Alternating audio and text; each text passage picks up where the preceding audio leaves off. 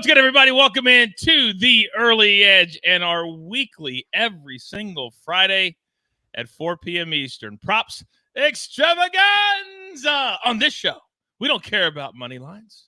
We don't care about spreads. We don't care about totals. We care about props. I need all of you who are in the chat, and you guys come early, so thank you for that. I need you to hit the like button for me. Every time you come in, hit that like button, and then get to chat. And you know, on this show, I have three of the absolute very best. So quickly, let's take a look at how my boys did last week, and we had a really solid week.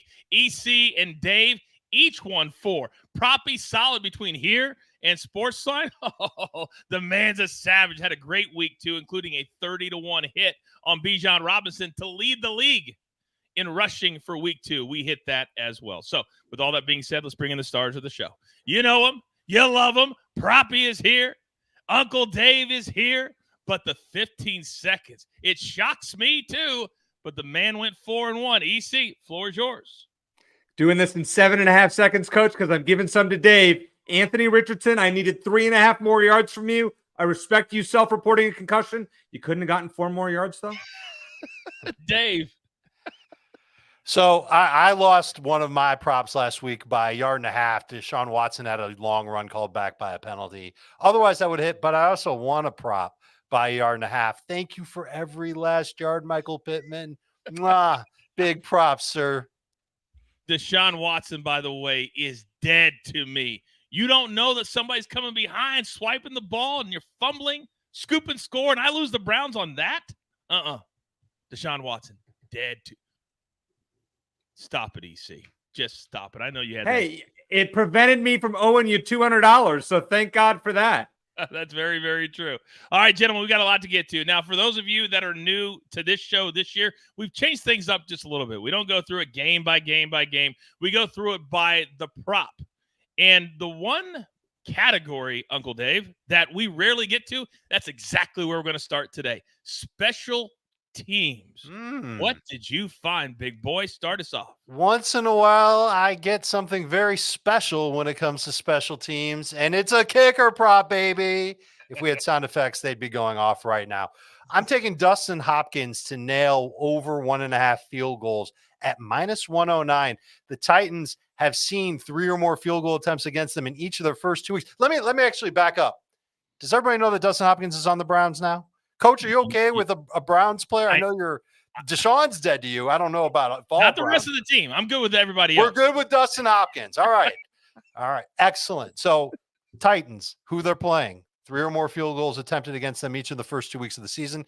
Could be a low-scoring game where Cleveland settles for points. They've done a lot of that anyway because Hopkins, he's made at least 2 field goals so far in every game this year. I think he keeps it going. The juice isn't that bad for a kicker prop.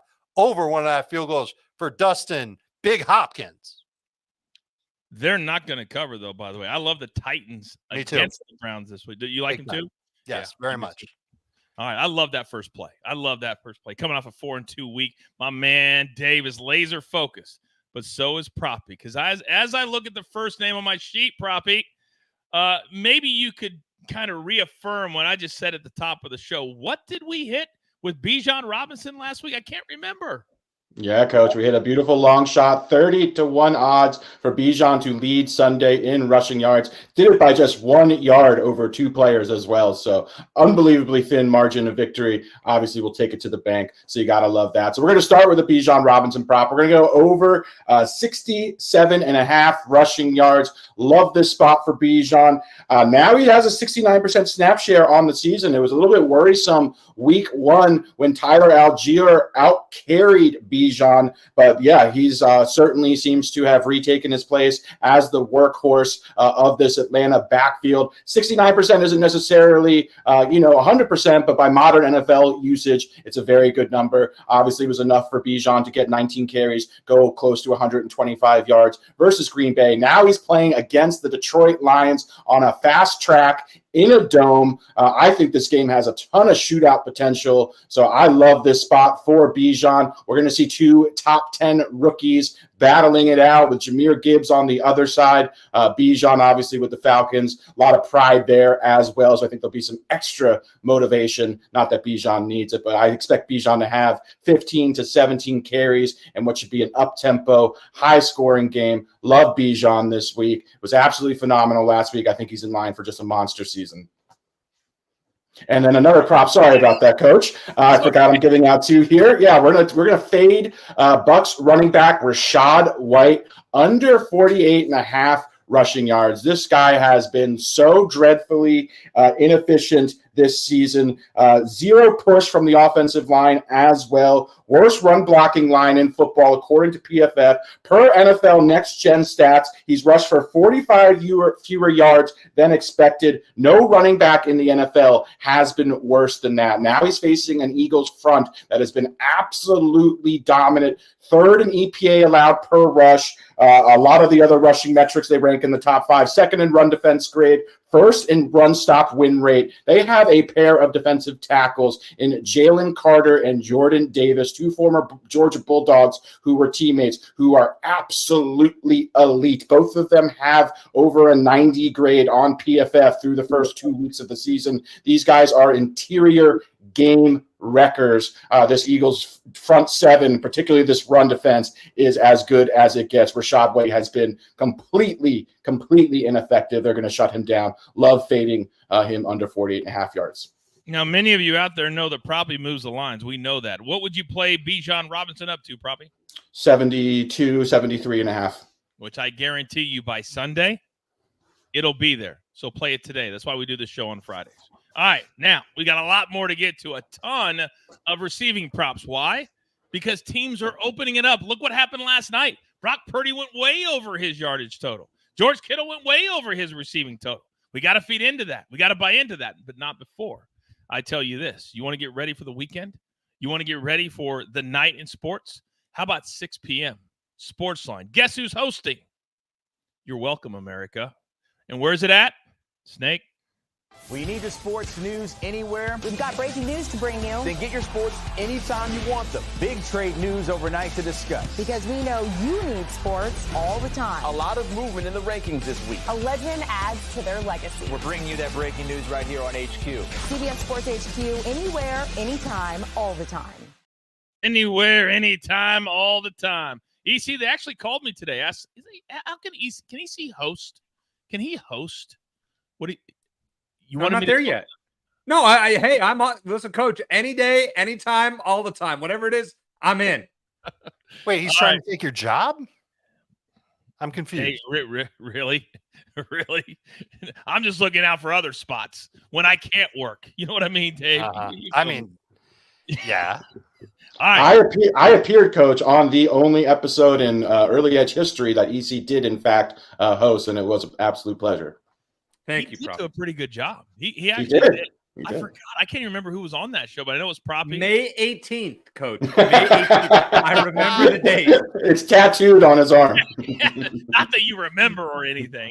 Don't worry. You did a great job. I've got you in my back pocket. Don't even think that I don't. All right, let's get back to things. And I told everybody prior to the break that we have a lot of receiving props. And I'm starting with you, EC, your first 2, because last week Tyreek Hill kind of got shut down, and we predicted that he would because of how they play defense, which means that's not going to happen back-to-back weeks. Talk to me. Coach, let me tell you when I feel extra smart. It's when I agree with Proppy on something. That's when I know things are good. We had synergy last night on George Kittle. We hit the over by a long shot. So we have synergy on this one. If you check out sportsline.com, Tyreek Hill over 84.5 receiving yards at -115. So Jalen Waddle's up in the air. I know he practiced today, but who knows, coming off a concussion, what his status is going to be for Sunday. Tyreek Hill has been so effective, minus Bill Belichick kind of shutting him down. But listen, he has 24 targets in 2 weeks. We know the volume is going to be there. He leads the NFL in yards per route run. Denver plays primarily man coverage, and Tyreek Hill has a 32% target share against man coverage. He's over this in 9 of his 15 games played with Tua. I think he goes over 100. I think this 84.5 gets blown away. So we're playing the over confidently, and I'm sure Proppy will agree with me. And my second one here, Jalen Warren over 2.5 receptions at plus 105. This is a gift from the sports books. So we cashed a running back receiving prop last week against Vegas. So why don't we do it again?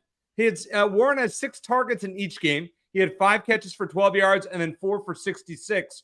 He's getting 41% of the snaps over Najee Harris. And the Raiders have given up 4 receptions each to Javonte Williams, Samaje Perine, and James Cook in 2 weeks. That's not good for the running backs. Remember, last year they had the 4th highest. They gave up the 4th highest yards per reception and the 4th most receptions to running backs. I think Warren hits this easily, and I would play it up to 4. I played over 3.5. So we're getting 2.5 at plus money. Fine with me. Wow. All right. I love that take. Real quick, Proppy question from the chat. Would you play 97.5 as Bijan's combo number? I would, absolutely. Bijan has a huge role as a pass catcher in this offense. He is very versatile, 3-down skill set. They're heavily utilizing him in the passing game, so I absolutely would play his combo line. I like it just as much as his rushing line, to be honest. Boom. Let me just tell you, for those of you who have never watched Proppy before, here's a little translation for you. I'll do this for you. When he gets super excited, when he starts to go a little bit faster, he loves a play. He absolutely loves a play. So that's how you know. And when he doesn't, he still really likes his plays. He's the best. Now, I'm so glad you mentioned that you have a little simpatico with PropStarz, because I tell people all the time, it's way more than just the early edge. If you're a SportsLine member, then you can see the reasons why EC loves a play. You can see the reasons why Proppy loves a play, but we don't do duplicate plays here, but we do at SportsLine. So become a member right here, right now. I'm going to do you a solid. I'll give you 60% off. Use a promo code COACH. Then you get all the simulations, all the articles, all the predictions for one very, very low price. This is 60% off your first 3 months. Make sure you hit that 3-month button and not the other 2. Use the QR code or go to sportsline.com/join. Make yourself a smarter sports bettor. That's what SportsLine is for.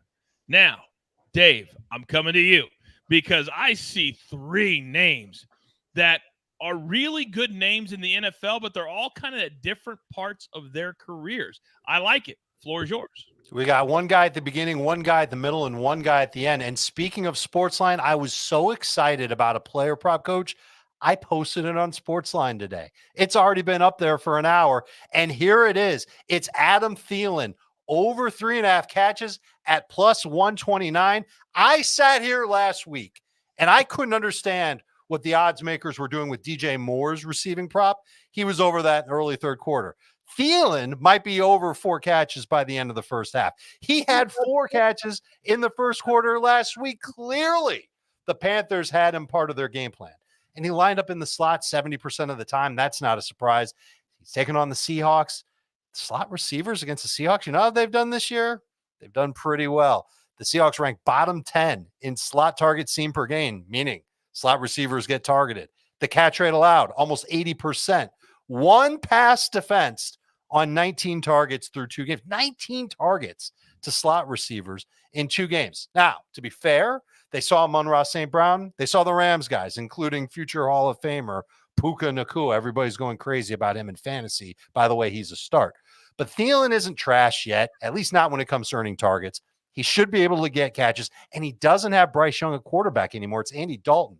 Over the last 2 years, Dalton has thrown 36% of his throws to slot receivers with an off-target rate under 10%. That's really good. This is better than Adam Thielen's receiving prop, which is 35.5 receiving yards. You could try and play both, but you might as well take the odds on Adam Thielen over 3.5 catches. Another older receiver, Michael Thomas. All the rest of my props, by the way, will go on SportsLine, but I'm debuting them here on the show because I love the show, and I started on the show before I went to SportsLine. Thank you very much. Michael Thomas, longest reception, under 19.5 yards, minus 125. He has 1 catch this year, over 19 yards, and 10 catches at 12 yards or less. Here's a fun fact for you. On 12 receptions in his season, he's totaled exactly 8 yards after the catch. Michael Thomas isn't a breakaway player anymore. I don't know if he really ever was.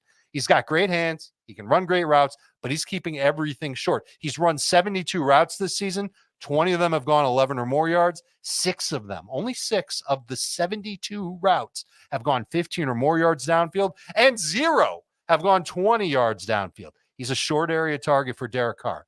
And now he's going to take on the Packers. They've got 2 good outside cornerbacks. I think Thomas could get you 5 or 6 catches. He might even average 10 yards per catch.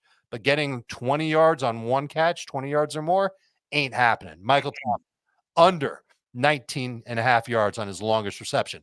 Last but not least, one of the most awesome young receivers in the National Football League right now is in Houston, and his name is Nico Collins. And here we go again with another receiving prop with plus money. Forgive me if I want to have you guys make some extra shekels this week, but you can get Nico Collins over 4.5 catches at plus 114. It should be 5.5 catches, and it should be at minus 115. I'm not an odds maker. I don't know how they think. Maybe somebody can tell me. But in the meantime, I'm just going to keep cashing the tickets. Collins has at least 6 catches in each of his first 2 games. He's averaging 10 targets per game. At least 21% of Stroud's throws have been going to him over the first 2 weeks of the season. He's taken on Jacksonville. The Jaguars against outside receivers, that's where Nico Collins lives. They're allowing a 72% catch rate and 12 yards per catch. We don't even care about the yardage, but we know that they're not great against the pass, especially to those perimeter receivers. And the Texans have been forced to throw a lot because they're trailing, because they suck. And so CJ Stroud's going to have to connect with Nico Collins. This is going to be an easy one, too. All 3 of these I absolutely love, and 2 of them are plus money. Nico Collins, over 4.5 catches, plus 114. I will ask you all a very simple question. Do you want to do the work? I didn't think so. Justin says, Coach and Dave, how did I not know this existed? My favorite 2 people, period. Wow. Justin, very nice. Justin's got to meet more people. EC, they want to know how far you would play Tyreek Hill up to. Over 100, Coach. I feel really confident that he's going to have another boom game. I would ladder that if you want. You want to have a little bit of fun? Let's go Tyreek 100, 125. You want to go 150 and have some fun with it? Whoa. Are we're allowed to have fun in this business? We're allowed to have fun. This is not serious? This is not serious? You want to make some money? You want to make some shekels, like Dave said? Spreading that around. Stop spreading that around. Okay. This is all serious all the time. Serious. By the way, Proppy. That's why we're wearing ties. Yeah. Puka, over 63.5 receiving yards. He's leading the league in receiving through the first 2 weeks. Talk to me. Yeah, I'd lean over. Oh, sorry. Did you say me or Dave? Yes. Yeah, Proppy. Yeah, I'd lean over on Puka. Absolutely. Very impressed with his target share. As long as Cooper Kupp is not active, he's going to continue to be the engine of that Rams pass offense, which has been very effective. Cincinnati's defense is not a matchup to avoid either. They put defenses in a bind because if they play a bunch of zone, Puka gets open every single time. He knows exactly where to find those soft spots. And Matthew Stafford is the engine of this offense in LA. There is nobody else. And so he's going to keep throwing when they're facing zone coverage to Puka. And when they're facing man, it's going to go to Tutu Atwell because he's faster than most everybody else on the field.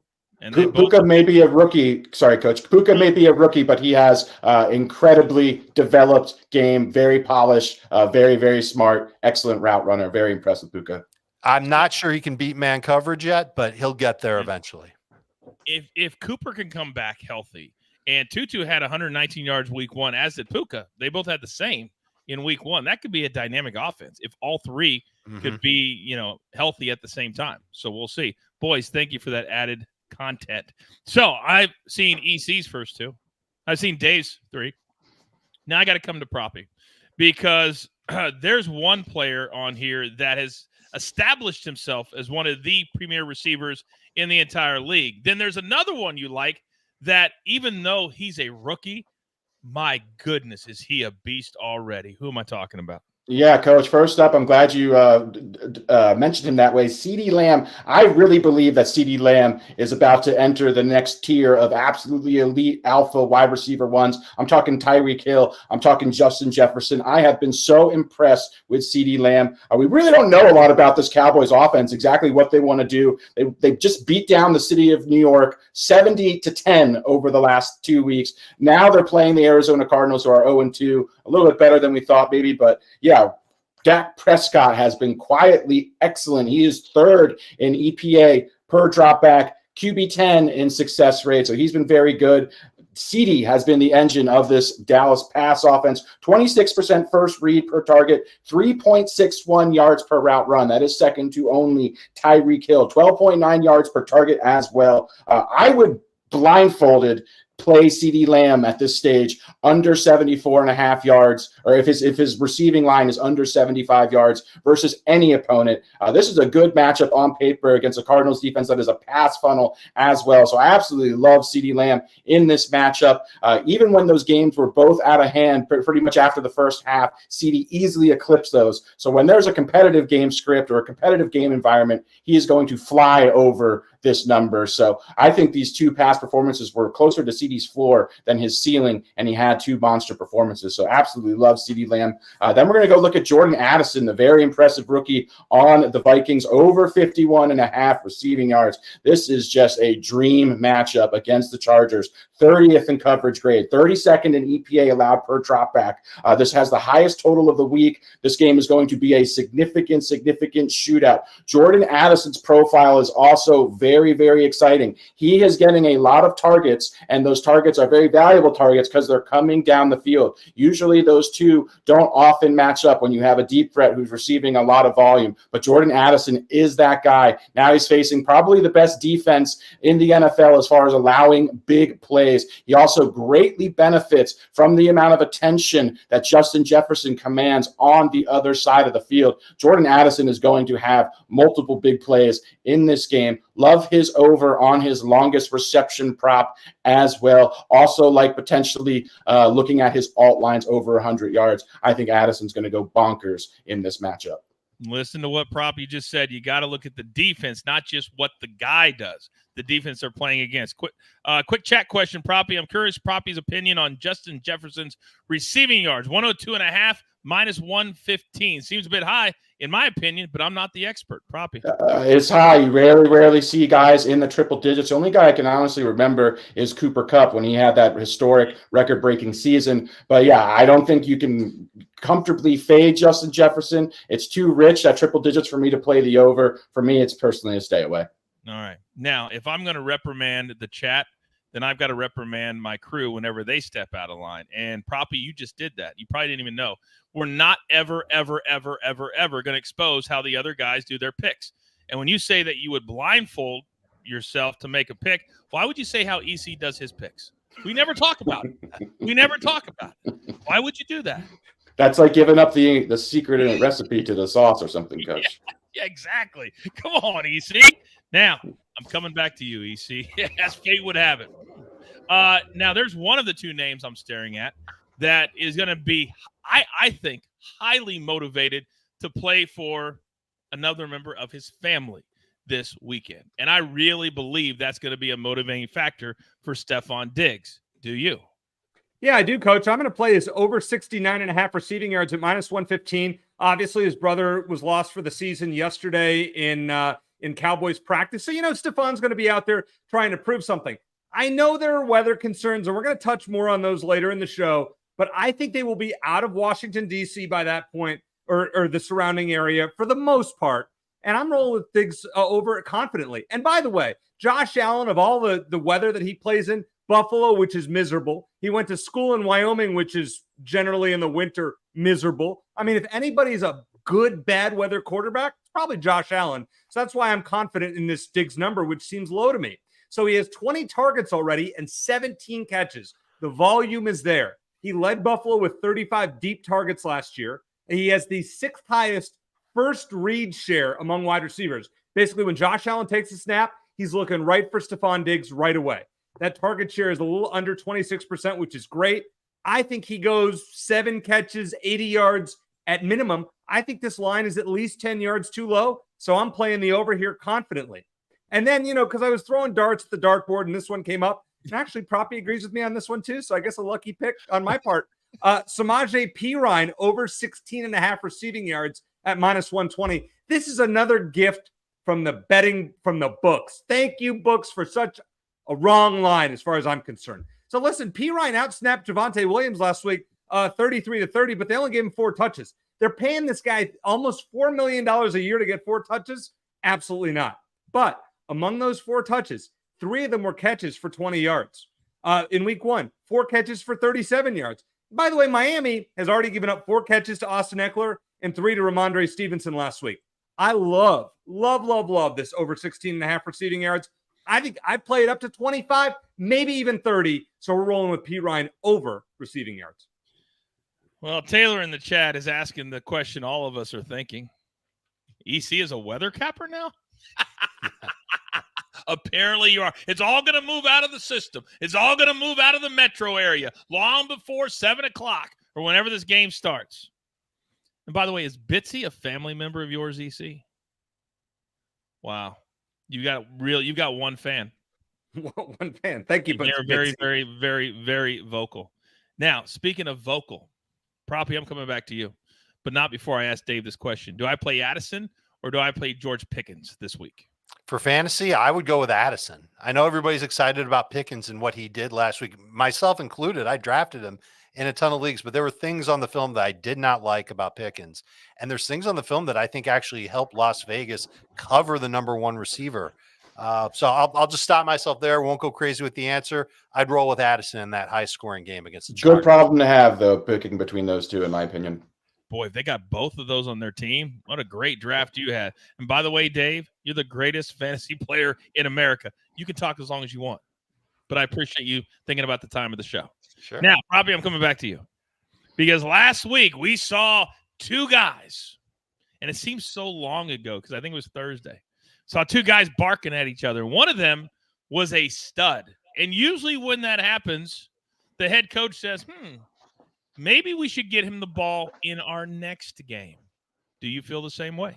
Coach, we talked about it, I believe, the following day. We're talking about A.J. Brown, and we're going over 68.5 receiving yards. This is something we refer to as the squeaky wheel treatment because the squeaky wheel gets the grease. We saw A.J. Brown. He was upset because he was not more involved in the game plan. I really think he's going to be the focal point of the Eagles' passing attack this week against the Bucs. If we look at A.J. Brown's underlying metrics, they're still very, very positive despite him not having a ceiling game yet. He has a 14.8 yard A-dot average depth of target, which is very deep. He's seen 3 targets over 20 plus yards as well. He has a 29% target share, 45% air yard share. That is all the profile of an elite alpha wide receiver 1. Just hasn't matched up with a big game. Obviously, we saw a catch get called back via penalty that would have given him a 40-plus yard touchdown. So, yeah, we were literally inches away from this happening. As a result, we're getting a pretty hefty discount here, 5 to 7 yards, in my opinion. So this is a great spot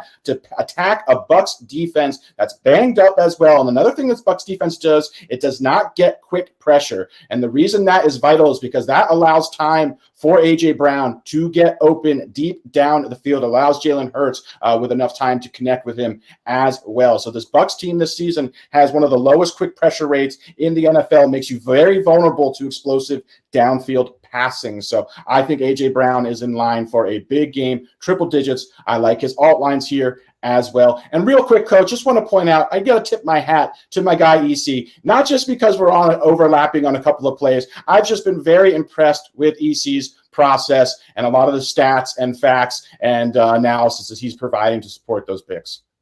Wow. I don't know how much he just sent you on Venmo, but it must have been a lot. No, here's what it is. I'm playing Proppy in fantasy football this week in one of our leagues, and he knows I'm tanking. He knows I'm tanking. That's why, we know. Last year, he probably used to get so angry because I have a partner. We used to throw out trades that were ridiculous just to tick Proppy off. And it was Coach somehow got Christian McCaffrey for DJ Moore last year. I'm a legend in fantasy. Don't you know that, Dave? Don't you know I'm a legend in fantasy? If you're letting people give you lopsided trades, then sure, that's a type of legend. I don't know if it's the type of legend you want to be. I love it. You know what? I got a lopsided trade in my league, and I'm all for it, Dave. Somebody gave me A.J. Brown for guys that aren't A.J. Brown, and I'll take it, and I'm not complaining. Just to let you guys know how salty I am, the guy who gave Coach Christian McCaffrey is no longer in the SportsLine League as well. And he still works there. Out of leagues for trades. That's how petty we are. But damn it, we love it. Damn it, I need to get in this league. How is Dave? I invited you, Dave. You told me you were too busy. You're too busy, Dave. Oh, okay. Maybe next year. Maybe. Dave forgets. His has to be in 1,000. Oh, I forgot about that one. I probably did say I was too busy. Freddie Bear says, great show today. We agree. But part of the reason we're able to have great shows is because of great content. And also because at CBS, we're collecting the biggest leagues in football, not just in the NFL and CBS and Paramount Plus, but also on the college gridiron. Snake? Saturday, doubleheader action on CBS. Ole Miss takes on the Tide in Alabama. Then a primetime whiteout as Iowa faces Penn State. Saturday on CBS and streaming on Paramount Plus. Proppy, Dean said in the chat, was that guy's name Buckets? It actually wasn't Buckets.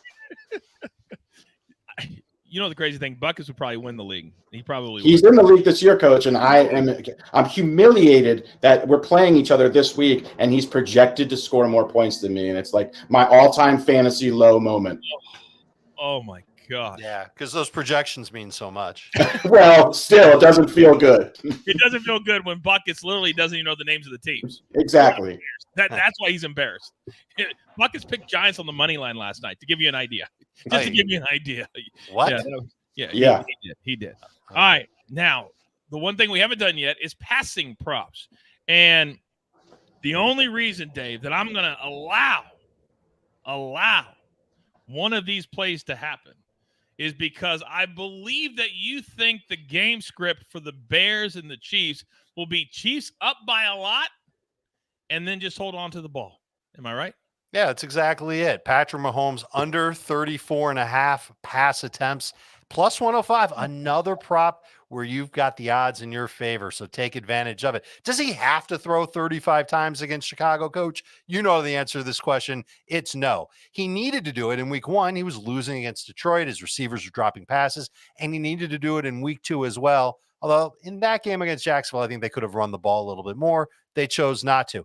I don't think they need Patrick Mahomes to wing it 35 times to bring home a W against the Chicago Bears. And because he had 39 attempts in each of those first 2 games this year, I feel like this line is designed to make people say, oh, well, he's already thrown at least 39 times. Apparently, everybody that's a dummy sounds like Yogi Bear.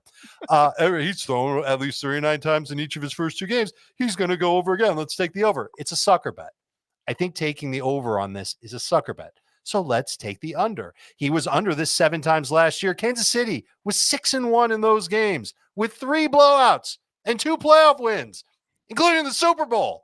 They won the Super Bowl without Patrick Mahomes throwing 30 passes.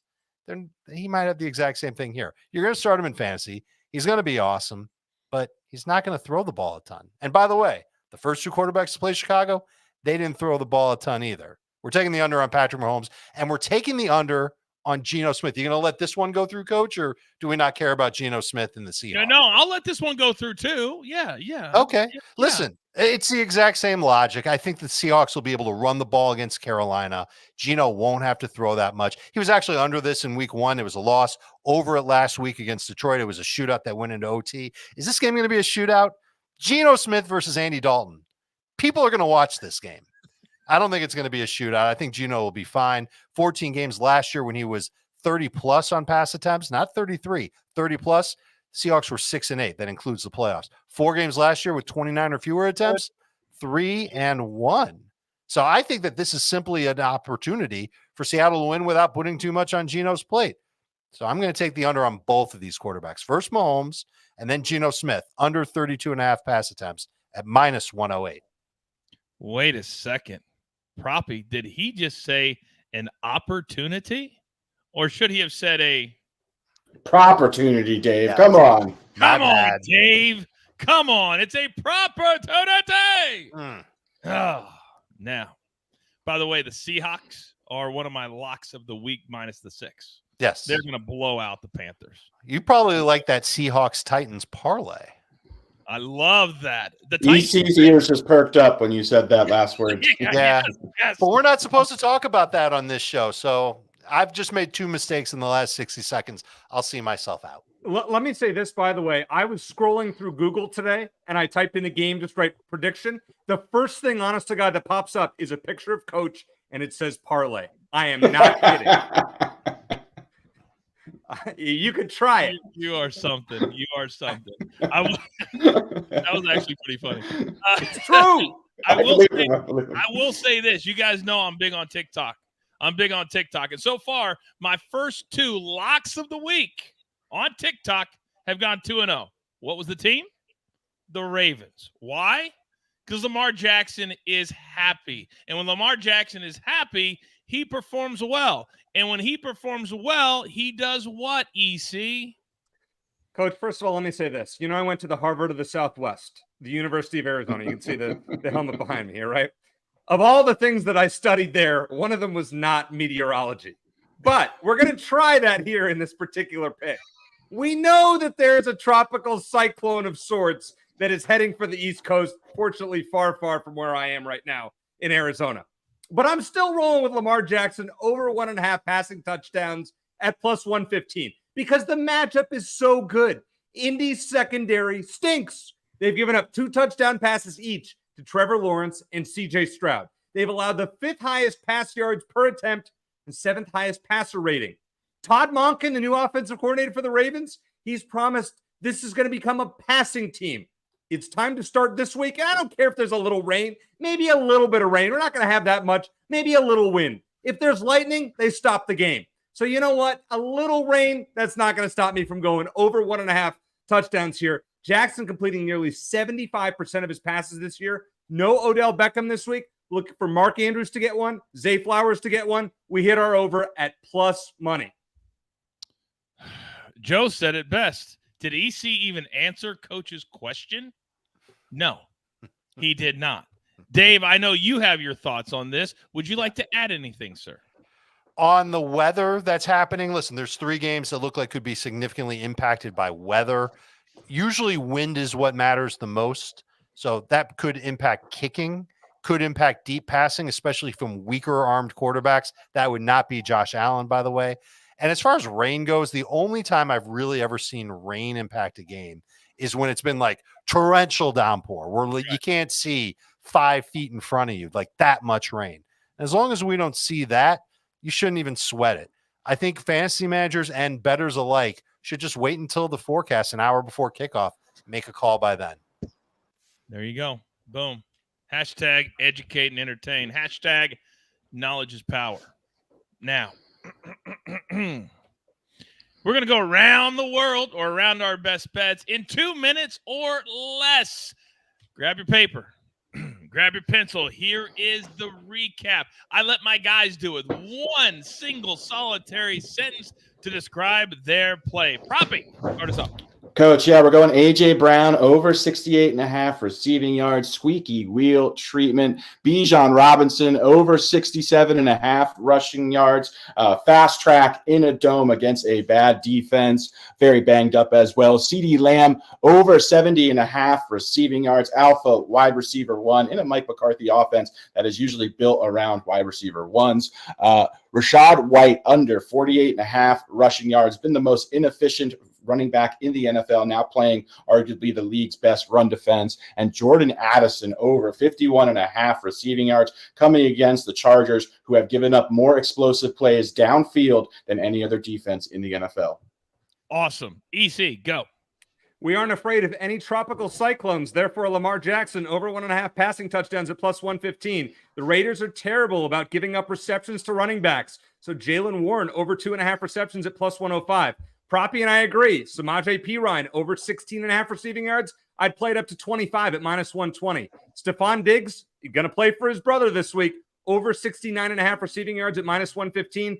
Proppy and I love this one as well. Tyreek Hill over 84.5 receiving yards. I'd play it up to 150. Why not?